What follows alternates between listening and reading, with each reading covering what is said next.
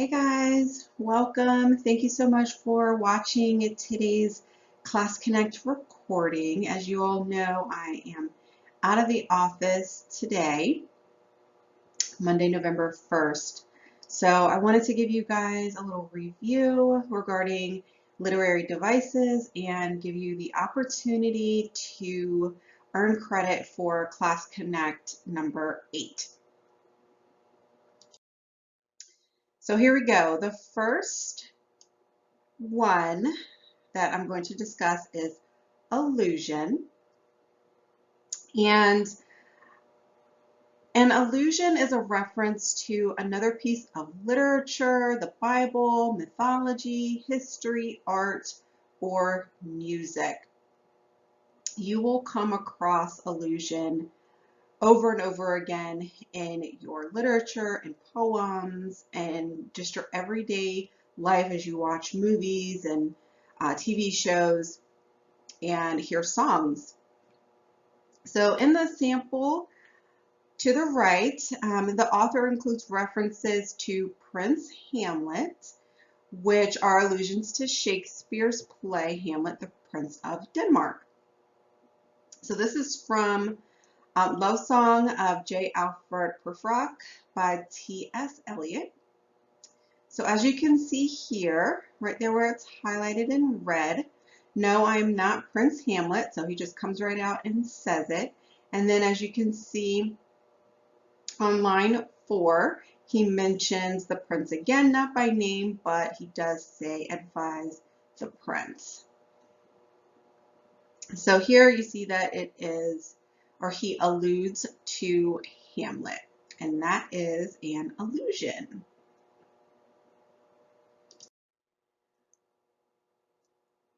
So here is a excerpt from Billy Joel's We Didn't Start the Fire. I know this is definitely not you all's generation, but hopefully you recognize this song from, maybe commercials or something. We didn't start the fire. Excuse my singing because I really can't, but so in this song, Billy Joel alludes to many, many different places, historical moments, literature, and music. So we have Harry Truman, Doris Day, Red China, Johnny Ray, South Pacific, Walter Winchell, Joe DiMaggio. So I know you guys recognize at least some of these names. North Korea, South Korea, Marilyn Monroe, the H-Bomb, Sugar Ray, The King and I, The Catcher in the Rye, Eisenhower, to England's Got a New Queen. So he has a lot of allusions here. The next one is analogy. And this is an extended comparison of two unlike things. So here we have an excerpt from Tupac Shakur's The Rose That Grew from Concrete. And it goes like this. Did you hear about the rose that grew from a crack in the concrete, proving nature's law is wrong? It learned to walk without having feet. Funny it seems, but by keeping its dreams, it learned to breathe fresh air.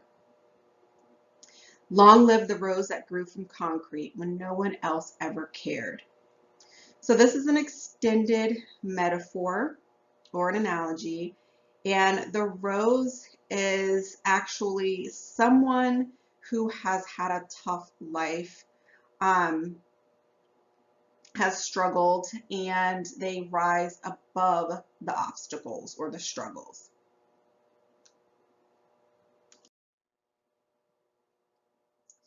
Next, we have the hyperbole, which I'm sure you guys have seen time and time again, but just to review, this is an exaggeration, or an over-exaggeration.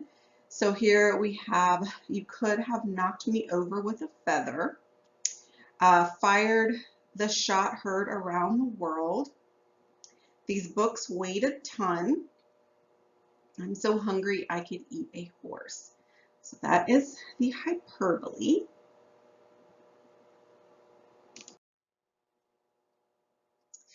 Next, we have imagery, and we went over this last week and then the week before as well.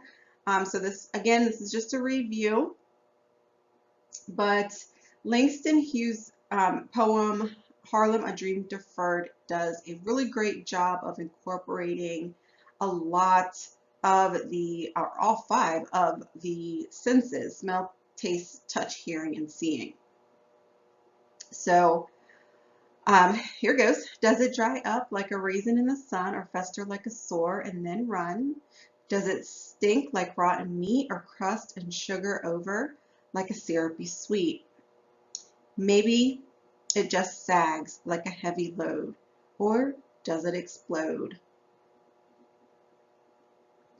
So we have sight, we have smell here, we have taste, we have touch, and then we have sound.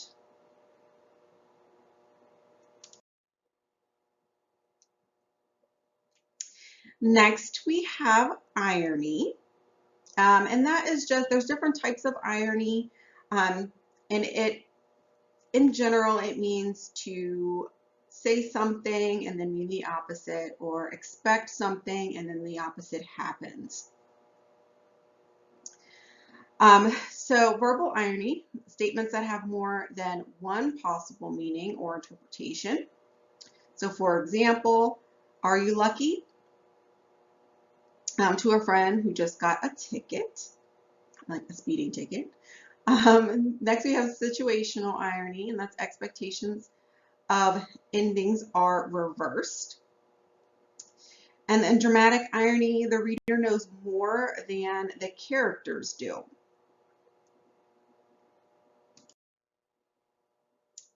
Next, we have the metaphor. And this, again, is a comparison between 2 things that are usually not alike. So we have an example here. With ice cold diamonds for eyes, the shark stared at the diver, ready to shred him with razor sharp teeth.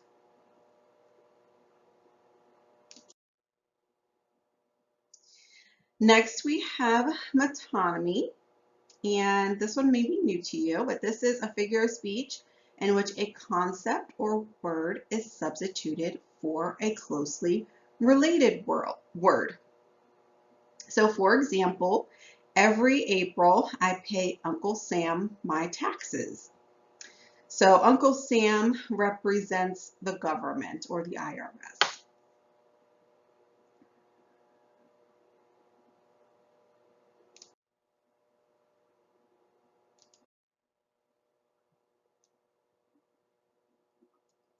All right, so next we have personification, and I'm sure that you guys have seen this one as well. And this is giving human or animal qualities to inanimate objects. So here's a couple examples. The first one, the sea roared. So typically, or the sea cannot talk, so this would be personification. Much like the metaphor, we have simile. This is comparing 2 unlike things, but we use like or as. And in this example, we have the elephant being compared to castles.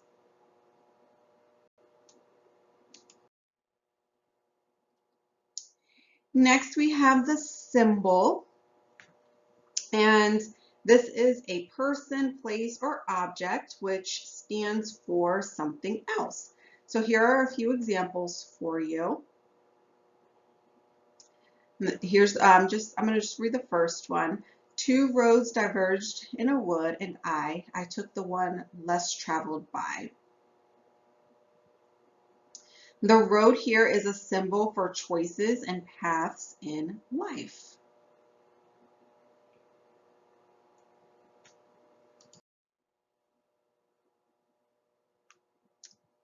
So next we have synecdoche, and this is a figure of speech in which a part is used for the whole. So here are some examples for you, because this one may be new to you as well. The first one, All hands on deck. So here, hands is referring to the sailors. We have always remained loyal to the crown. The crown here refers to the king, the queen, or the government in general. And last but not least, take thy face hence. And this is from Shakespeare's Macbeth. So he is referring to, or the face is referring to the whole person. And last but not least, we have the understatement. And this is when the author intentionally downplays a situation's significance. It's often used for ironic or humorous effect. So here are a few examples, and I'll just read the first one for you. The boat had been ripped apart by the storm, and now a dozen hungry sharks began circling the captain. This isn't great, he told his wife. So this isn't great is the understatement here, because obviously being surrounded by sharks is extremely bad.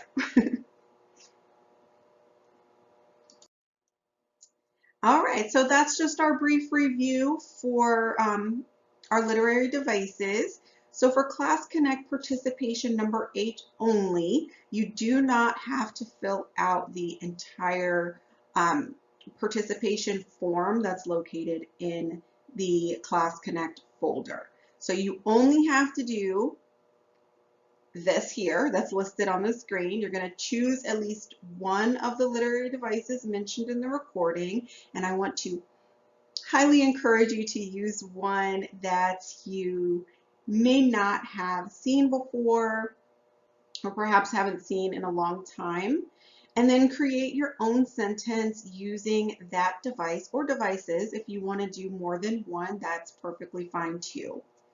And then submit your document with your sentence to Class Connect number 8 assignment folder. And then you will get credit for CC number 8. Thank you all for watching today, and I hope to see you next week. Bye.